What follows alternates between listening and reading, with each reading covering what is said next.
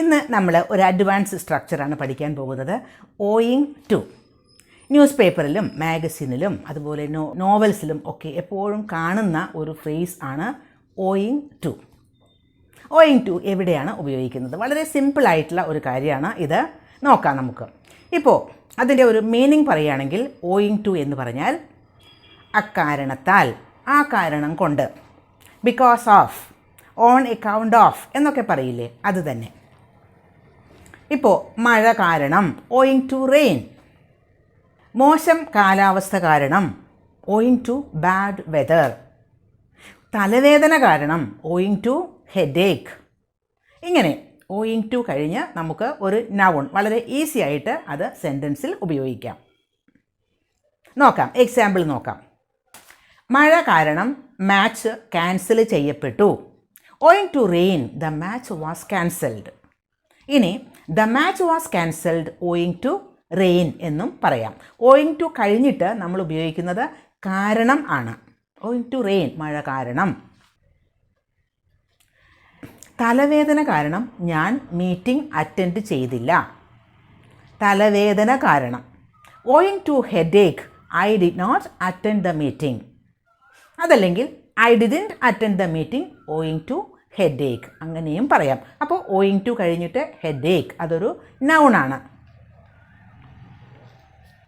അവൻ്റെ back injury കാരണം അവന് ജിമ്മിൽ പോകാൻ കഴിഞ്ഞില്ല. അവൻ്റെ ബാക്ക് ഇഞ്ചുറി കാരണം, ബാക്കിൽ ഒരു ഇഞ്ചുറി ഉണ്ടായി. അപ്പോൾ owing to his back injury he couldn't go to gym. Owing to the back injury എന്നും പറയാം. ഇനി വേറൊരു സെൻറ്റൻസ്. ഇരുട്ട് കാരണം അവർക്ക് ഒന്നും കാണാൻ കഴിഞ്ഞില്ല. ഇരുട്ട് കാരണം, ഡാർക്ക്നെസ് കാരണം. Owing to the darkness they couldn't see anything. Owing to the darkness. അപ്പോൾ ഡാർക്ക്നെസ് എന്നത് അവിടെ ഒരു നൗൺ ആണ് ഉപയോഗിച്ചത്. അവളുടെ അസുഖം കാരണം അവൾക്ക് ഇവിടെ വരാൻ കഴിഞ്ഞില്ല. She couldn't come here owing to her illness. അവളുടെ സുഖമില്ലായ്മ കാരണം. ഇനി ഓയിങ് ടു എന്നതിന് പകരം നമുക്ക് owing to the fact that അങ്ങനെയും ഉപയോഗിക്കാം. പക്ഷേ ചെറിയ ചില വ്യത്യാസങ്ങളുണ്ട്. ഒരു എക്സാമ്പിൾ ഞാൻ പറയാം. He doesn't want to come to your home owing to the fact that you don't like him. ഇവിടെ he doesn't want to come to your house. അവൻ നിങ്ങളുടെ വീട്ടിൽ വരാൻ ഇഷ്ടപ്പെടുന്നില്ല. Owing to the fact that, അതിനുള്ള കാരണമാണ് പറയുന്നത്. Owing to the fact that you don't like him.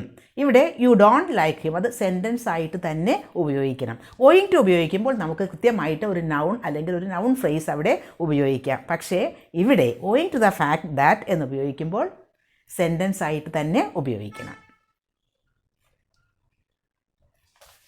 ഇപ്പോൾ ഓയിങ് ടു എന്നത് വളരെ ഈസി ആയിട്ട് ഉപയോഗിക്കാൻ പറ്റുന്ന ഒരു ഫ്രേസ് ആണ് എന്ന് മനസ്സിലായല്ലോ.